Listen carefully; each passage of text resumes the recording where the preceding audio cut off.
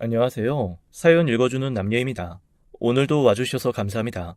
구독과 좋아요 부탁드리며 오늘의 사연 바로 시작하겠습니다. 저는 시골에서 나고 자란 소위 촌놈입니다. 초등학교 6학년 때 반 전체 인원이 11명이었으니 다들 형제보다 친하게 지낼 수밖에 없었죠. 1학년 때부터 다들 그대로 학년만 올라갔으니까요. 중간에 4명이 도시로 나간 것을 빼면 거의 6년 동안 조석으로 붙어 있어서 서로를 속속들이 알고 지내는 사이로 자랐습니다. 당연히 중학교를 가고 전국 각지로 뿔뿔이 흩어진 후에도 꾸준히 연락을 해왔습니다. 그중 5학년 때 부모님을 따라 해외로 이민을 간 성재와는 영혼의 형제라고 불릴 정도로 친하게 지냈습니다. 성재가 해외로 간다는 말을 한 그날부터 열이 오르고 끙끙 앓을 정도로 어린 마음에도 서운함이 가득해서 울어댔으니까요. 지금처럼 휴대폰이 있는 것도 아니고 해외로 나가면 일단 더 이상 살아생전 보는 건 어렵지 않을까 하는 불안감도 있어서 완전 친구를 못 본다는 생각이었죠. 해외로 나간 성재를 제외한 나머지 친구들과는 오랜 시간 계속 연락을 하면서 지냈습니다. 어른이 되어서도 남들이 다 초등학교 동창회를 하냐고 놀랄 정도로 한 달에 한 번, 바쁘면 서너 달에 한 번씩 만나서 서로 사는 얘기를 나누곤 했죠. 하지만 그것도 각자 결혼을 하고 가정이 생기고 나니 자연스레 소원해지더라고요. 야야, 너 얼른 연애해서 결혼해. 친구도 좋지만 그래도 내 가족이 제일이야. 야, 나도 알지. 나도 하고 싶어 이 자식아. 그런 말 하려면 소개나 좀 해주고 하든가. 저 역시도 몇 번의 연애를 실패하면서 얼른 가정을 꾸리고 싶다는 생각이 가득했고, 안 그래도 친구들을 보며 부러움이 가득했던지라 퉁명스럽게 대답을 할 수밖에 없었습니다.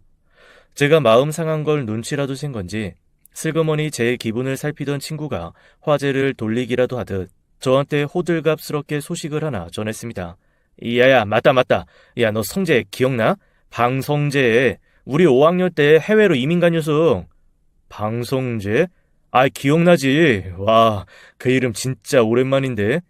걔니까 너 성재랑 완전 절친이어서 성재학교 그만둘 때 열병 앓고 막 그러지 않았냐? 이 자식 완전 그때 상사병이었어. 아니 무슨 친구랑 헤어진다고 열병을 앓기는. 야, 어린 시절에 그럴 수도 있지. 그런데 성재가 왜? 아니, 내가 삼촌이 필리핀에 계셔서 거기 몇 개월 있다가 왔잖아. 그런데 같은 숙소에 사업한다는 한국인이 있다?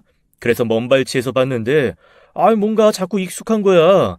성재 걔가 코가 완전히 중동 사람처럼 길고 큰데 코끝에 점이 딱 무슨 바둑알처럼 박혀 있었잖아. 그런데 그 사람도 그렇더라고.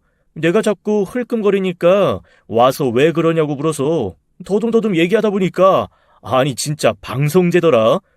와, 야 어떻게 그렇게 만나? 엄청 반가워하더니 마침 자기도 한국 들어간다고 다음 동창회 때 오겠다고 하더라고. 그래서 내 연락처 주고 왔지. 그 얘기를 듣자 갑자기 설렘이 몰려왔습니다. 어릴 때 가장 친하게 좋아했던 친구를 볼 수 있다는 것도 설렜고 그 친구와 함께 새로운 추억을 만들 수 있겠다는 기대감도 있었죠. 빨리 만나고 싶은 마음에 저는 그 자리에서 바로 다음 달 초 2주 뒤로 동창회 날짜를 잡았습니다. 친구 놈한테 성재 연락처를 받아 먼저 연락을 한번 해보려고 했는데 이 얼레벌레한 놈이 자기 연락처만 주고 성재 연락처는 안 받았더라고요. 어쨌건 동창회 전에 연락이 오기만을 기다리며 헤어졌죠.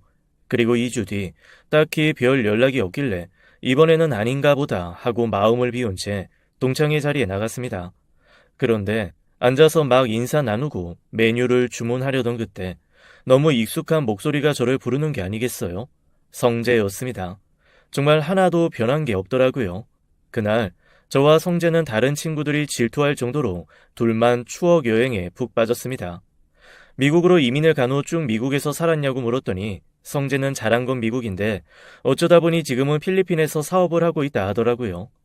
그러면서 나중에 필리핀 놀러 오면 풀코스로 데리고 다니겠다고 하며 그날 술값도 모두 냈습니다. 다들 사업이 엄청 잘 되는 모양이라고 수군거리며 드디어 우리 동창 중에도 잘 나가는 사람 하나 생겼다고 좋아했죠. 1차, 2차까지 얼큰이 취한 후 성재가 문득 저한테 물었습니다. 넌 사귀는 여자는 있고? 있고 싶다 진짜.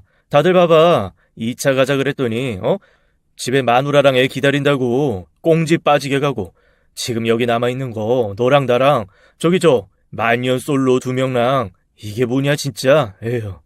넌 어떤 여자가 좋은데? 어떤 여자?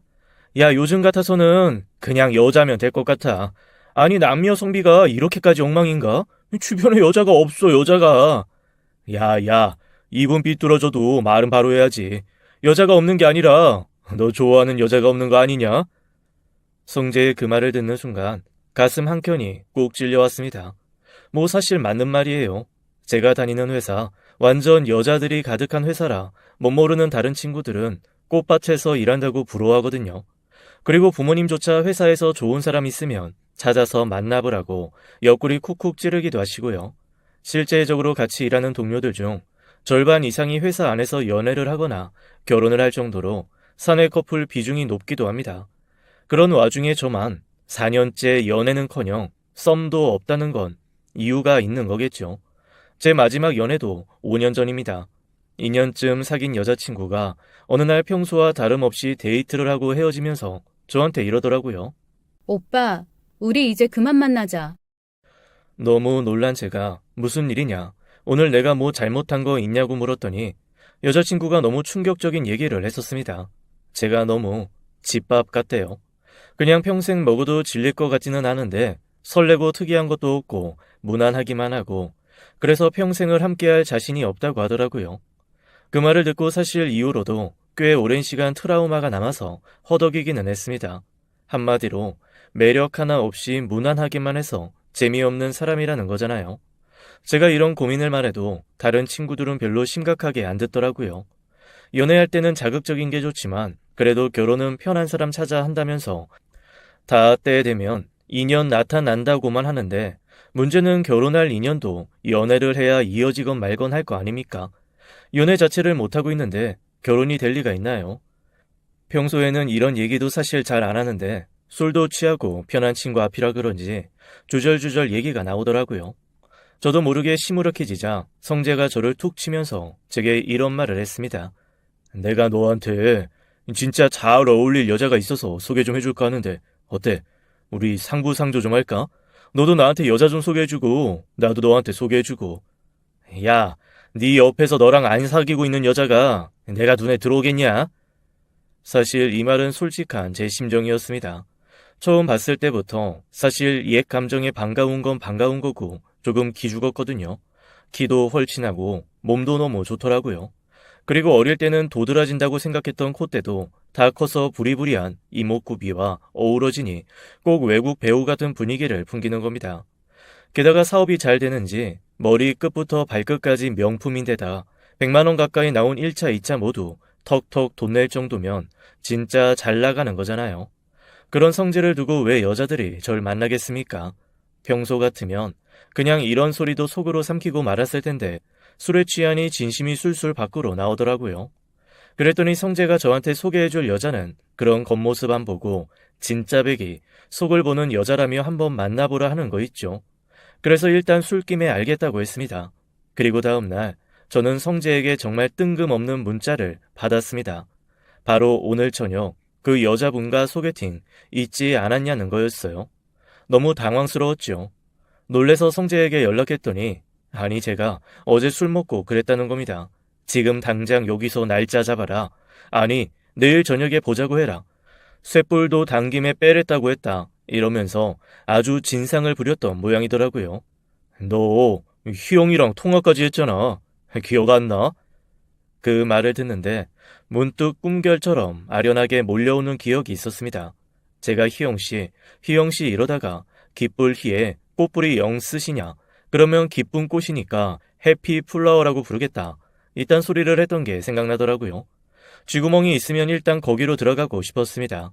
술도 덜 깨서 머리도 멍한데 그런 잡소리를 한 다음날 당사자를 만나야 하니 이건 더 미치고 팔짝 뛸 노릇이더라고요. 그래도 어쩌겠어요. 이미 한 약속이니 나가서 100배의 사죄를 하건 경멸의 눈빛을 고스란히 받아내건 제가 책임을 져야죠. 성재는 자기는 주선자일 뿐 만남에서는 빠지겠다며 희영씨의 전화번호를 알려주고 잘 해보라는 말과 함께 전화를 끊었습니다. 술이 확 깨더라고요. 일단 찬물을 30분쯤 맞으며 정신을 차리고 조용히 전화를 걸었습니다. 안녕하세요. 저 어제 통화를... 네, 해피플라워입니다. 오늘 어디서 봬요? 속은 좀 괜찮아요? 해장하실 수 있는 메뉴로 골라서 거기서 만날까요? 참 이상하죠. 잔뜩 기가 죽어서 전화했는데 그렇게 활발하게 기쁘게 받아주니 마음이 순식간에 너무 편안해지는 겁니다.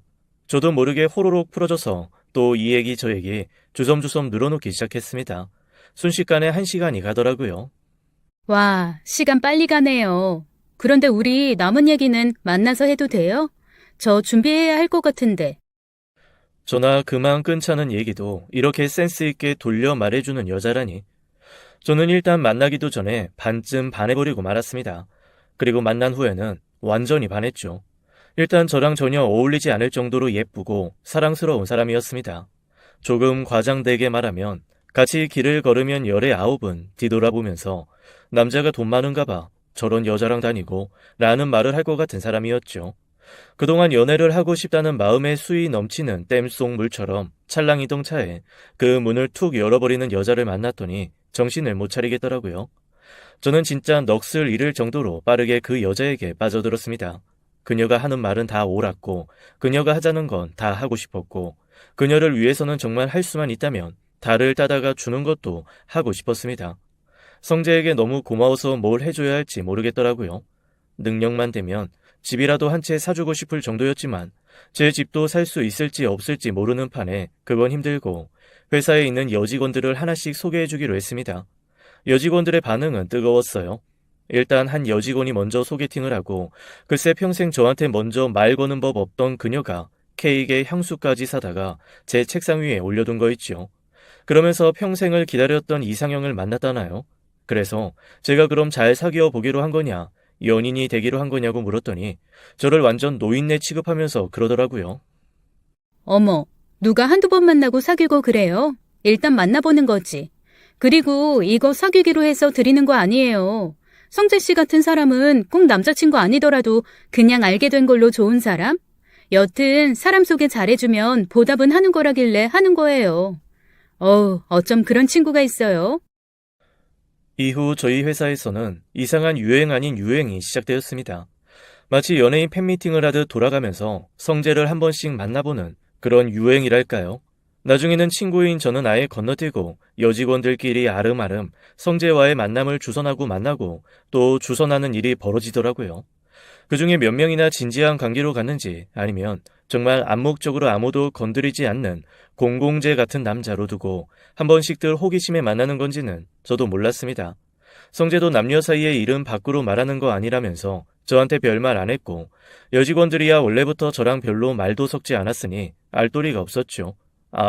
다만 성재가 한번 술 마시면서 이런 얘기를 한 적은 있습니다. 나는 그냥 연애는 젊은 시절에 할 수 있는 가장 좋은 놀이 같아. 그리고 결혼은 아직 나한테는 와닿지가 않았어. 야, 너야 능력 있고 잘생겼으니 그렇게 느긋한 소리를 할 수 있는 거지. 아니야. 안정적인 남자를 여자들이 얼마나 좋아하는데 나는 그냥 가끔 평범한 네가 부러워. 사실 그 말을 듣고 좀 어이가 없었습니다. 아니 놀리는 것도 아니고 평범한 게 부럽다니 그게 말이 됩니까? 다 가진 사람이 없는 게 부럽다고 하는데 그게 어떻게 진심처럼 들리겠어요? 오히려 살짝 빈정이 상하더라고요. 그 이후에도 성재는 저희 여직원들뿐 아니라 여기저기에서 들어오는 각종 다양한 만남, 소개팅을 가리지 않고 여자들을 만났습니다. 뭐 진지한 연애로 가는 것 같기도 하고 아닌 듯도 했지만 그건 당사자들 외에는 아무도 모르는 거니까요. 게다가 저는 제 연애에 완전히 빠져있던 터라 솔직히 다른 사람 연애는 신경을 쓸 겨를도 마음도 없었습니다. 희영에게 완전히 더 이상 어떻게 할 수 없을 정도로 깊이 빠져 있었거든요. 미술 전공이라 그런지 미적인 것에 대한 센스도 뛰어나고 감각도 예민했습니다. 가끔 감성적인 부분이 극대화될 때는 좀 비위 맞추기가 힘들었지만 그런 것 좀 아무 상관 없을 정도로 나머지는 다 좋았습니다. 이 여자 아니면 안 될 것 같아서 만난 지 6개월 만에 청혼을 했고 여자친구는 수줍게 고개를 끄덕였죠. 집안 식구들이 다 기다려온 제 결혼이라 모든 것은 일사천리였습니다. 다만 해외에 계시는 여자친구 부모님이 빠르게 들어오는 게 어려운 상황이라 상견례만 결혼 직전으로 미뤄졌습니다. 다른 거에는 다 개방적이고 숨기는 거 없는 여자친구가 희한하게 가족 얘기, 집 얘기는 잘 안 해주더라고요. 제가 몇 번 그래도 결혼 전에 화상이라도 인사해야 하지 않냐고 했는데 그것도 거절하고 전화라도 해야 하는 거 아니냐고 했는데 그것도 안 해줬습니다. 그러다가 제가 계속 가족에 대해 채근하니 결국 짜증을 좀 내면서 그러더라고요. 식구들이 자기 한국 나오는 거 다 반대해서 몰래 나온 거라 여기서 결혼까지 한다고 하면 난리 날 것 같다고, 날짜며 식장까지 빼도 박도 못하게 정해진 후에 통보하고 싶다고 말이죠. 아무리 생각해도 그건 아닌 것 같았지만 그 부분에 대해서 워낙 완고하게 말해서 어쩔 수 없이 그러기로 했습니다. 처음에는 저희 부모님이 그런 것 때문에 좀 까다롭게 구실까봐 걱정했는데 일단 여자친구를 만난 후에는 오히려 저보다 여자친구를 더 좋아하시더라고요. 그런 매력이 있는 여자였죠. 게다가 엄마는 대체 왜 저런 여자가 절 만나는 거냐며 정말 궁금하다는 듯 물어보시더라고요. 아니, 성재는 왜 능력도 있고 잘생긴 애가 저런 애를 널 소개했다니? 와, 우리 엄마 너무하네. 그래도 아들 편을 들어야지 어떻게 그런 말을 하셔. 너무 객관적인 거 아니야? 아니, 아무리 내 새끼가 예쁘고 팔이 안으로 굽는다고 해도 이건 너무 이상하잖아. 누가 봐도 쟤랑 성재랑 어울리지 쟤가 너랑 어울리냐? 그냥 어렸을 때부터 같이 자란 사이랬어. 각자 일찍 외국으로 가는 바람에 한국 사람 없는 곳에서 이 친남매처럼 그렇게 자랐대. 제 설명에도 엄마는 영 이해가 안 된다는 듯 고개를 갸웃갸웃 하시더라고요. 뭐 저도 처음에는 왜 성재가 아닌 저일까 의심했을 정도이니 그러려니 했죠. 하지만 워낙 어렸을 때 기억이 좋은 친구고 지금도 제가 무슨 일만 하면 돈 턱턱 쓰고 잘해주는 친구인데다 제 평생 배필을 소개해준 친구잖아요. 당연히 저한테는 은인이죠. 그래서 제 결혼식 사회를 부탁했습니다. 안 그래도 내가 말을 하려 했는데 미안해서 어쩌지? 나 네 결혼식 못 갈 것 같아. 어? 결혼식을 못 온다니 그게 무슨 말이야? 나 너 고급 양복 하나 해주려고 했는데 그거 입고 사회 좀 봐달라고 하려 했더니 엄마 아빠가 두 분 다 혈압이 좀 안 좋으신데 이번 검진 결과 심장에 둘 다 심각한 무리가 있다고 수술해야 한다고. 딱 그 기간이 네 결혼식이랑 겹치네. 나 부모님께 가봐야 할 것 같아. 어? 뭐 심각한 거 아니야? 심각한 거 아니냐는 걱정하는 저에게 성재는 오히려 별거 아닐 거라며 절 안심시켰습니다. 그리고 거듭 결혼식에 참석 못하는 걸 아쉬워하고 미안해 하더라고요. 제가 중매에 잘 서주면 양복 한 벌이라는데 그거라도 해주겠다고 했더니 자기가 참석도 못하고 사회도 못 봐주는데 무슨 염치에 그걸 받겠냐고 극구 사양했습니다. 그러면서 오히려 신혼살림 중에 냉장고나 세탁기 중에 하나를 사주겠다고 하더라고요. 세상에 이런 친구가 어디 있나요? 제가 아무리 안 그래도 된다고 해도 그 정도는 해줘야 마음이 편하겠다며 살림살이 사는 거니까 제 여자친구와 직접 연락해서 해결하겠다고 했습니다. 아쉬웠지만 어쩌겠어요. 결혼식보다는 부모님 수술이 먼저죠. 그 정신없는 와중에도 제 결혼 신경 써주느라 큰돈 쓴 성재에게 뭐라도 해주고 싶었습니다. 그래서 저는 양복 대신 양복값에 준하는 돈을 성재에게 쥐어주었습니다. 뭐 잘 사는 녀석이니 그 돈 없다고 아쉬울 건 없겠지만 그래도 제 성이다 생각하고 받아달라 했죠. 성재는 저한테 고맙다고 결혼 잘 하라고 행복하게 살라 말하고 바로 며칠 뒤에 부모님이 계신다는 미국으로 떠났습니다. 공항에 데려다 준다고 해도 극구 거절하더니 정말 슬그머니 홀짝 떠났죠. 그런데 성재가 미국으로 떠난 그 다음부터 제 여자친구가 좀 이상해졌습니다. 물론 결혼 앞두고 좀 예민해져 있기는 해서 제가 눈치를 보고 있긴 했는데 성재가 출국했다는 얘기를 듣고는 눈에 띄게 불안해하고 힘들어 하더라고요. 아니, 신혼집에 성재가 사준 세탁기가 들어오는데 그걸 보면서 펑펑 우는 거예요. 제가 놀라니까 성재 오빠 너무 불쌍하다고 자기 마음이 너무 안 좋다고 하는데 참 뭐라고 할 수도 없고 그렇다고 같이 울 수도 없고 난감하더라고요. 그리고는 며칠을 연락도 안 하고 잠수를 타는 게 아니겠어요? 처음에는 성재 부모님이 걱정돼서 어릴 때부터 삼촌, 이모 이러면서 자란 그 어른들이 걱정돼서 그런 거라 이해하려 했습니다. 그런데 어쨌거나 남이잖아요. 이렇게까지 힘들어할 거라고는 생각을 못해서 좀 당황스럽더라고요. 게다가 며칠 잠적하고 나타난 여자친구가 제게 충격 선언을 하나 하는 겁니다. 나 한 달 살기 좀 하고 올게. 한 달 살기? 어디서? 나 휴가를 그렇게 길게는 못 내는데. 아니, 혼자서. 결혼하면 어차피 계속 같이 있을 거고 나 사실 혼자만의 자유로운 생활이 끝난다는 것 자체가 좀 스트레스로 오긴 했거든. 물론 같이 사는 게 싫은 건 아니야. 그러면 결혼을 안 했겠지. 나 아티스트잖아. 혼자만의 시간이 필요한데 요 몇 달 너무 그 시간이 없었어. 이해해주라, 응? 그리고 나 한 달만 혼자만의 시간을 좀 가질 수 있게 해줘. 아니, 그래도 결혼이 얼마나 남았다고. 꼭 해야 돼? 아니면 그냥 나랑 며칠 여행을 다녀올래? 아니, 나 혼자 있고 싶어.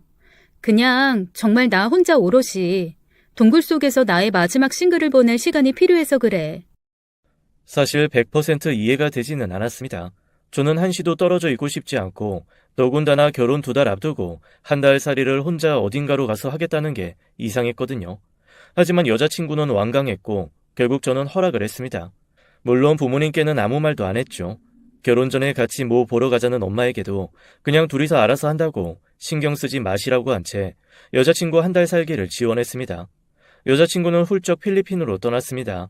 제가 제주도 같은 곳으로 가면 어떻겠냐고 설득했지만 오히려 동남아시아가 싸다며 극구 해외로 가더라고요.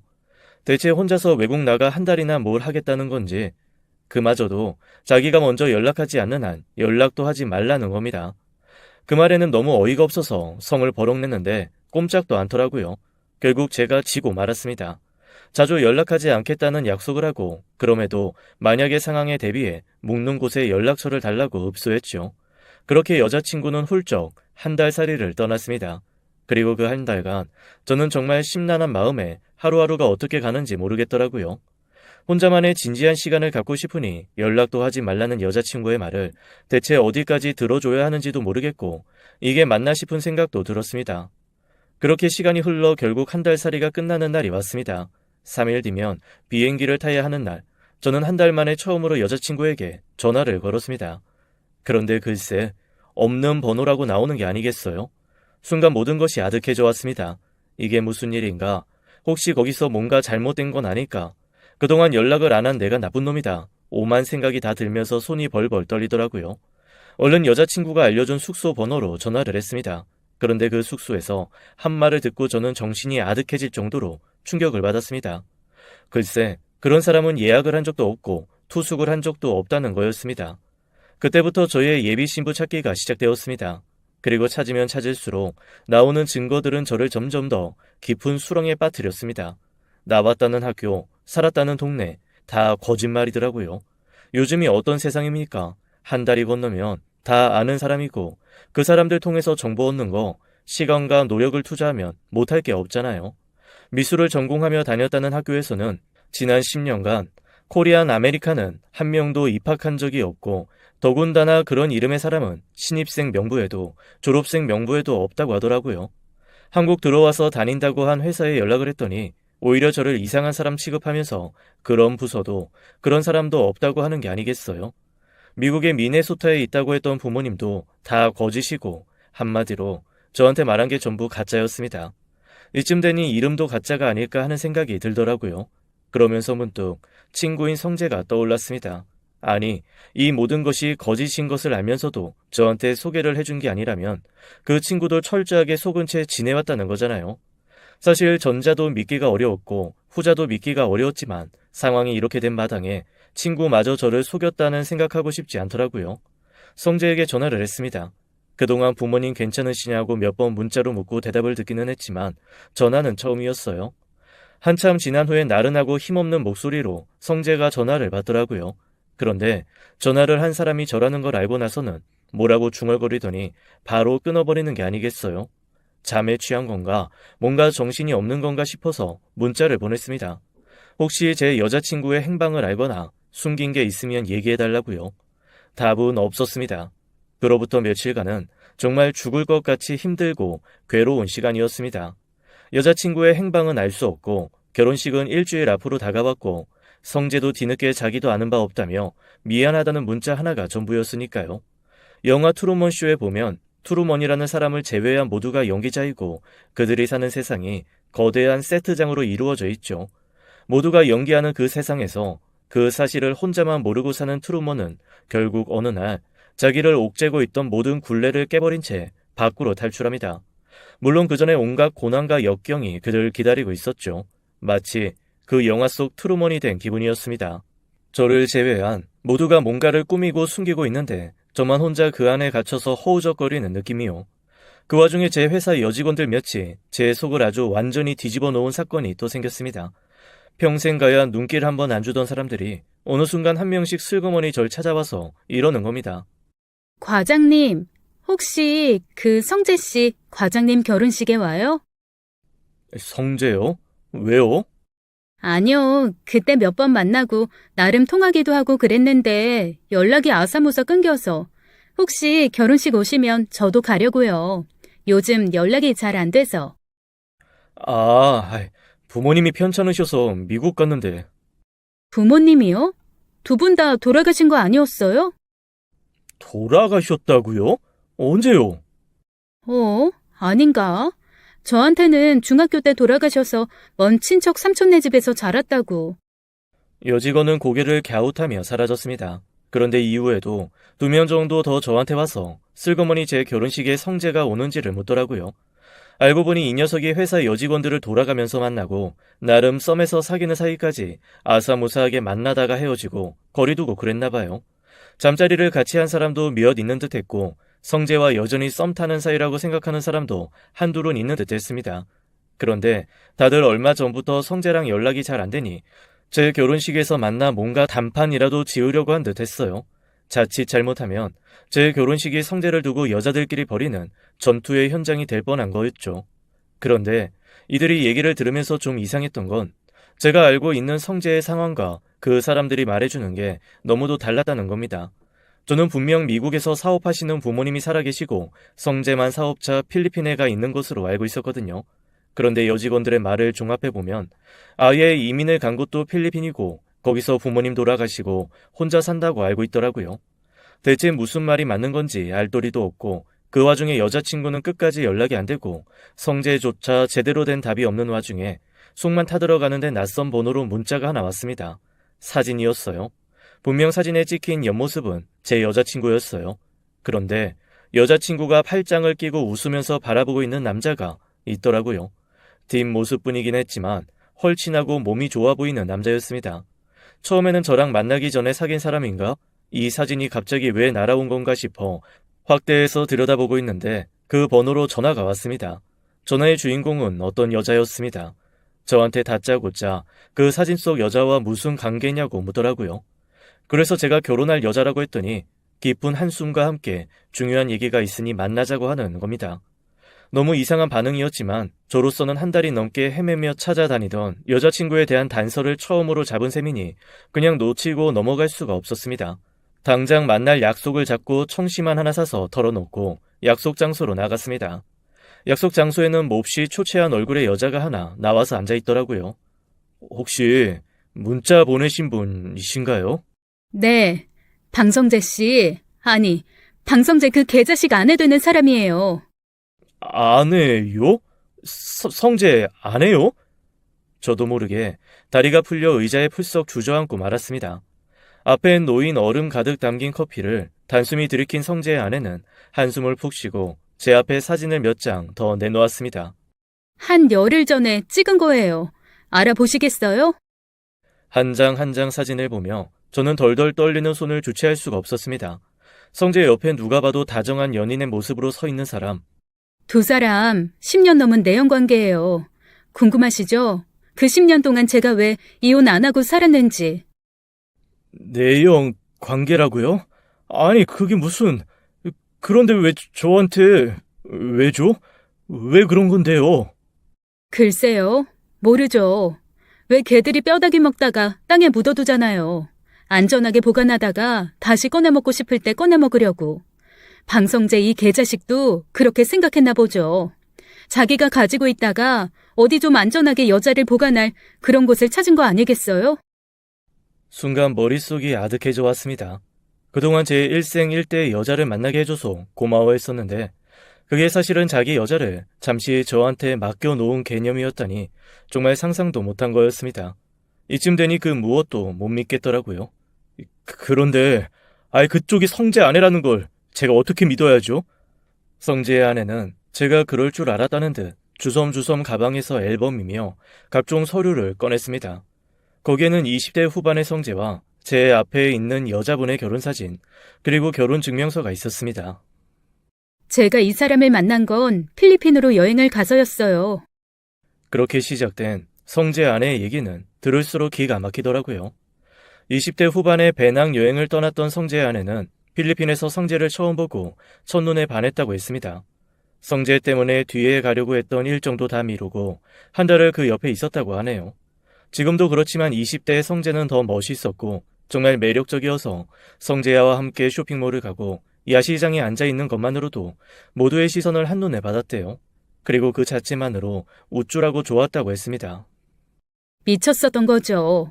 제가 그래서 청혼했어요. 필리핀에서 어떻게 살건 상관없고 내가 가게도 책임지고 할 테니까 결혼만 하자고. 그리고 전 정말 아이가 너무 가고 싶었거든요. 부모님 다 반대하시는데 그거 뚫고 만난 지 3개월 만에 결혼했어요. 한국에서 잘 되던 카페 다 정리해서 싹 들고 필리핀으로 갔죠. 부모님 가슴에 대못 받고 그렇게 그 사람 옆으로 갔어요. 그런데 뭐요? 개차반이 놈이더라고요. 결혼한 지 일주일 만에 벌써 외박 시작하고 도박에 각종 약에. 이거 큰일 났다. 더 이상 이러다가는 내 인생도 끝이겠다 싶어서 반년 좀 지났을 때 이혼하고 한국으로 오려는데 준범이가 나타났어요. 준범이요? 그러자 성재의 아내는 머뭇거리며 사진 한 장을 더 내밀었습니다. 오똑한코 그 끝에 있는 검은 점이 성재를 쏙 빼닮은 어린아이의 사진이었습니다. 눈매는 성재와 완전히 달랐지만 코 하나만으로도 그 아이가 성재의 아이라는 것을 알 수 있었죠. 성재의 아내는 조심스럽게 저한테 이렇게 말하더라고요. 그쪽 여자친구랑 제 남편 사이에서 태어난 아이예요. 방준범. 처음에는 이게 또 무슨 소리인가 싶어서 멍하게 바라봤습니다. 그리고 사진 한번 보고 앞에 앉아있는 성재의 아내도 한번 바라봤죠. 다시 한번 사진을 뚫어지게 보고 있자니 정말 눈매가 여자친구와 똑같더라고요. 손이 벌벌 떨려오기 시작했습니다. 성재 아내 말에 의하면 자기가 결혼하기 전부터 서로 만났다 헤어졌다를 지겹게 반복한 아주 오래된 연인이었다고 했습니다. 제가 너무 혼란스러워서 두 사람이 그러면 필리핀에서 만난 거냐 아니면 미국에서 만난 거냐, 둘 다 미국에 있었던 건 맞냐고 물었더니 성재의 아내가 한숨을 푹 쉬더라고요. 그러면서 저한테 정말 아무것도 모르고 있냐며 자기가 처음부터 설명을 해주겠다고 했습니다. 일단 성재가 미국으로 처음 간 건 맞는 말이었습니다. 그런데 막 성인이 된 후에 미국에서 추방을 당할 일을 벌였다고 했습니다. 추방 당하기 전에 야반 도주하듯 필리핀으로 이주했고 부모님과는 그 이후 연락을 끊고 살았다고 하더라고요. 그리고 제 여자친구는 원래 필리핀에서 살다가 성재를 만난 거라고 했습니다. 처음에 성재가 와서 적응 못할 때 이것저것 도와주면서 친해졌고 이후에 죽이 맞아서 사고도 같이 치고 일도 같이 하는 사이가 되었다고 하더라고요. 저 처음에 여행 가서 방성재 그놈 만났을 때부터 옆에 있었어요. 그런데 아무리 물어봐도 여자친구는 아니라고 하고 그냥 파트너라고 하더니 그게 인생 파트너, 침대 파트너라는 얘기였나 보더라고요. 제가 결혼하고 얼마 뒤에 정신 차리고 헤어지려고 하는데 이 인간이 갓난쟁이 아이를 안고 울면서 들어오더라고요. 그러면서 제 앞에 무릎 꿇고 앉아서 이 아이 자기가 밖에서 사고친 아이인데 같이 키우면서 살 수 있겠냐고, 자기가 앞으로 정말 잘하겠다고. 아이 때문에 그냥 사셨다고요? 지금까지? 성재의 아내는 제 말에 고개를 끄덕이며 그러더라고요. 자기가 훌쩍 여행을 가게 된 것도 사실은 아이 때문이었다는 겁니다. 워낙 아이를 좋아해서 빨리 결혼, 아이를 낳고 싶은 마음에 산부인과 검사를 했는데 불임일 수 있다는 얘기를 들었다는 거예요. 결혼도 하기 전에 몸에 이상이 있어 아이를 가질 수 없다는 말을 듣고 충격에 빠져 여행을 떠나 성재를 만났고 충동적인 마음 반 정말 사랑하는 마음 반으로 결혼을 한 거죠. 처음에 아이를 가질 수 없다는 말을 고백했을 때도 둘이 행복하면 된다 해줬던 성재가 고마웠고, 그런 한편 평생 엄마 소리 해줄 아이를 갖지 못하는 게 속상했다네요. 그런 와중에 성재가 아이를 데리고 들어와 이 아이만 받아주면 정신 차리고 가정적으로 살겠다 빈 거였습니다. 처음에는 결혼한 지 얼마나 되었다고 외도의 증거를 당당히 가지고 와 일어나 싶어 다 필요 없다고 이대로 갈라서자고 했다네요. 그런데 자신을 보며 방긋방긋 웃는 아이를 보면서 마음이 서서히 풀어졌다고 했습니다. 정말로 그 이후에 충실하게 가정을 꾸리긴 했거든요. 꼬박꼬박 생활비도 갖다 주고 이대로라면 진짜 행복하게 살 수 있겠다 싶은 시간이 3년 정도 됐나? 아이는 정말 너무 예뻐요. 이 애 때문에도 제가 요즘 사니까요. 그런데 참 제 버릇 개 못 주죠. 3년쯤 집에 붙어 있나 싶더니 어느새 또 슬슬 밖으로 나돌더라고요.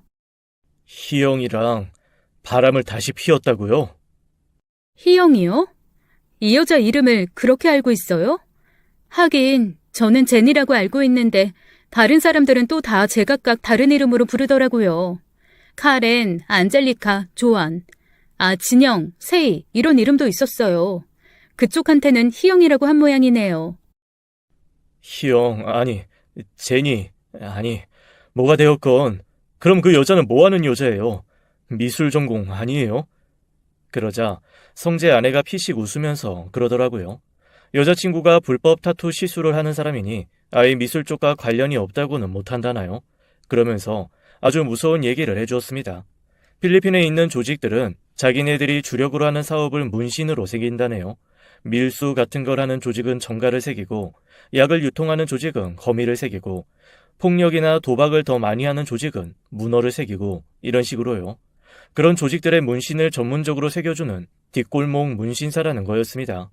갑자기 소름이 돋았습니다. 안 그래도 함께 잠자리할 때 골반 쪽에 정갈, 거미, 문어가 차례대로 무슨 벨트처럼 새겨져 있어서 그게 무슨 뜻이냐고 물은 적이 있었거든요. 그때 여자친구는 정갈은 땅, 거미는 땅과 하늘 사이, 문어는 바다를 의미한다며 자기가 세상을 품고 싶다는 의미로 새긴 거라고 해서 기억이 납니다. 꽤 멋있는 의미여서 저도 한번 어딘가 새겨볼까 했었는데 세상에, 성재 아내 말에 의하면 그 무서운 조직들과 다 연관이 있다는 의미였다는 거잖아요. 소름이 끼쳤습니다.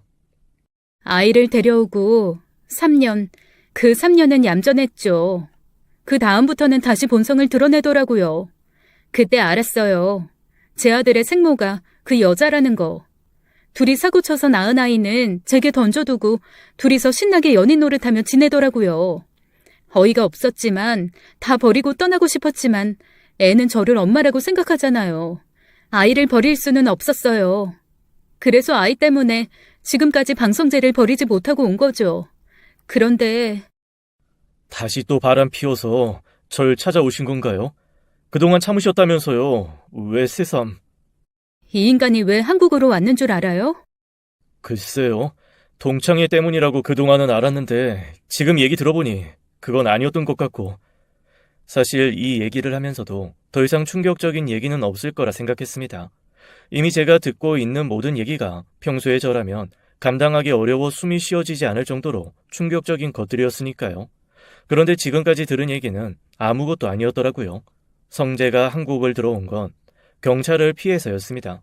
밀수뿐 아니라 불법적인 약을 유통하다 걸리면 사형인 나라인데 그 짓을 한 거죠.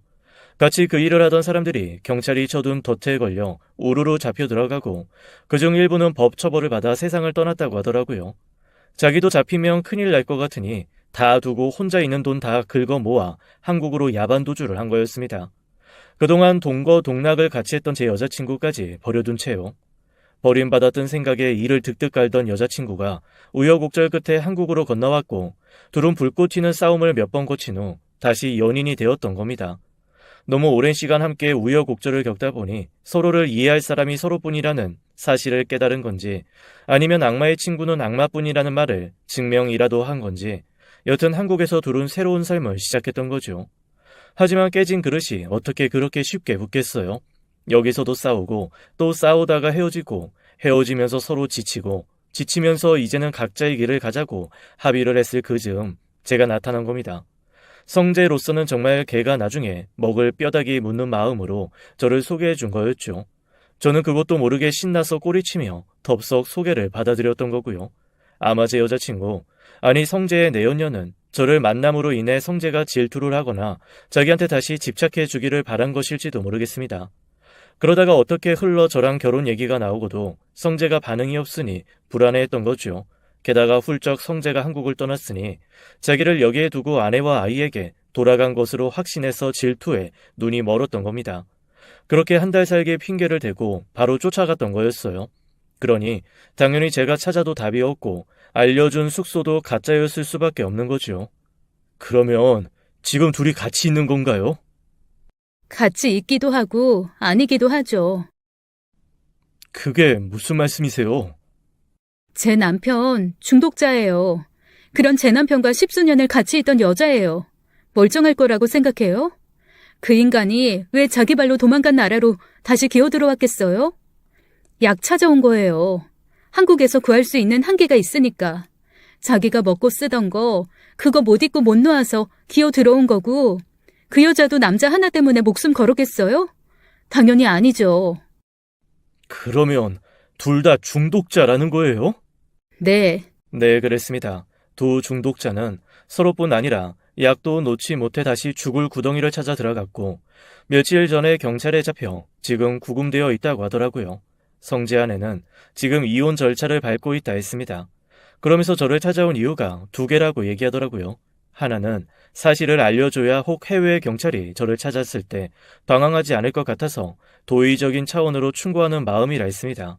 그리고 두 번째는 혹 여자가 다시 시작하자고 돌아왔을 때 마음 약해지지 말라고 그 실체를 알려주고자 하는 목적이라고 하더라고요. 저는 모든 얘기를 듣고 정말 돌이킬 수 없는 충격을 받았습니다.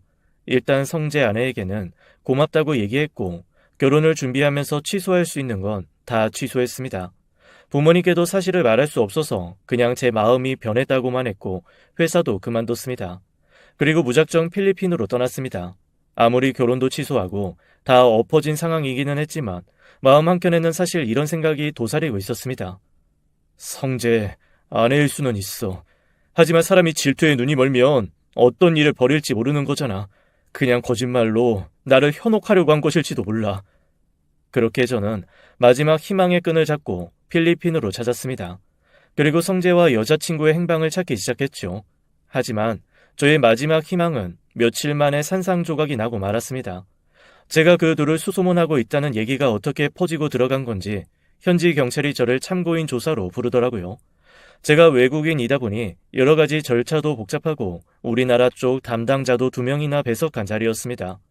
뭐 길게 말 안 하고 저랑 결혼 약속을 한 여자가 사라졌고 그 여자가 성재랑 같이 있다는 얘기를 듣고 찾아온 거다 정도만 말을 했습니다.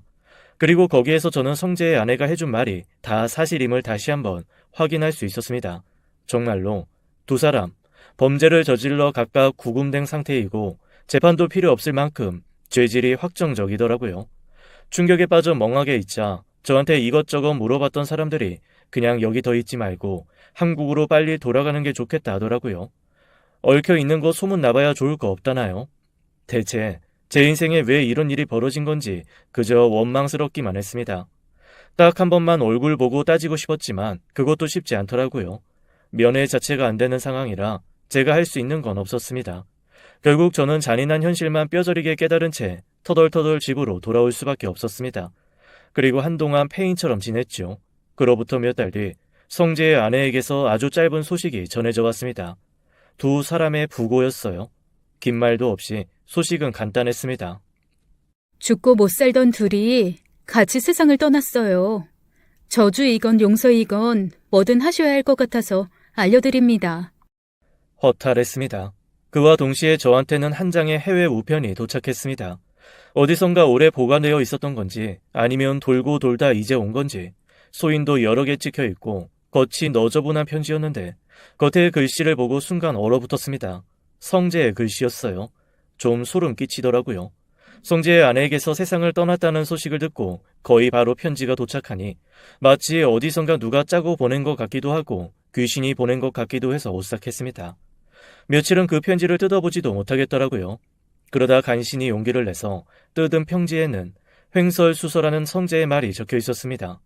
이미 누가 뜯어서 검열한 듯 봉투는 몇 번씩 뜯겼다가 다시 붙은 흔적이 있었고 글씨는 자다가 쓴 것처럼 삐뚤빼뚤했지만 내용은 충분히 알 수 있었습니다. 성재는 편지에서 저한테 사과를 하고 있었어요. 처음에는 정말 자기가 좋아하는 여자, 자기 같은 놈 떠나서 평범하고 행복하게 살았으면 좋겠다는 마음에 소개를 해준 거였다네요. 그런데 저랑 평범한 행복을 누리는 여자를 보면서 질투도 나고 분하기도 해서 점점 연락을 끊은 거였다고 했습니다. 자기 진심은 정말 여자가 행복했으면 좋겠다 였는데 여자가 결혼한다고 하니 본인도 좀 싱숭생숭했다 하더라고요. 그런데 참 이상하죠. 서로 싱숭생숭한 사람끼리 만나면 또 그게 마음 맞는 코드가 되나 봐요. 제 여자친구가 싱숭생숭한 마음에 한 달 살기를 하겠다고 했던 그때 성재는 제 결혼을 볼 자신이 없어서 떠난 거였고 그렇게 떠난 성재를 용서하지 못해 따라간 거였더라고요. 결국 불처럼 서로를 태우고 긁고 감싸던 두 사람 사이에 저만 괜히 껴있다가 불에 대어 호우적거린 셈이었습니다. 좀 화가 많이 났습니다. 이런 얘기는 세상 떠나기 전에 제 얼굴을 보고 하던가 아니면 사단이 났을 때 이러저러하다 라고 용서를 구하고 차라리 뺨을 맞던가 어쨌거나 저랑 직접 해결해야 하는 거 아니었을까요? 뒤늦게 이런 식으로 주절주절 변명처럼 늘어놓은 편지를 읽고 있자니 속이 뒤집히더라고요. 그래서 벅벅 다 찢어버리고 말았습니다. 더 이상 이 둘은 생각도 하기 싫었습니다. 그냥 완전히 제 인생에서 지워버리고 싶은 마음뿐입니다. 물론 지금도 자다가 한 번씩 벌떡벌떡 일어납니다. 너무 분하고 화가 나서 말이죠. 언제쯤이면 이 모든 것을 잊을 수 있을까요? 쉽지는 않겠지만 오늘도 노력 중입니다. 지금까지 사연 읽어주는 남녀였습니다. 끝까지 함께해 주신 여러분 감사드리며 저희는 다음 사연으로 돌아올게요. 감사합니다.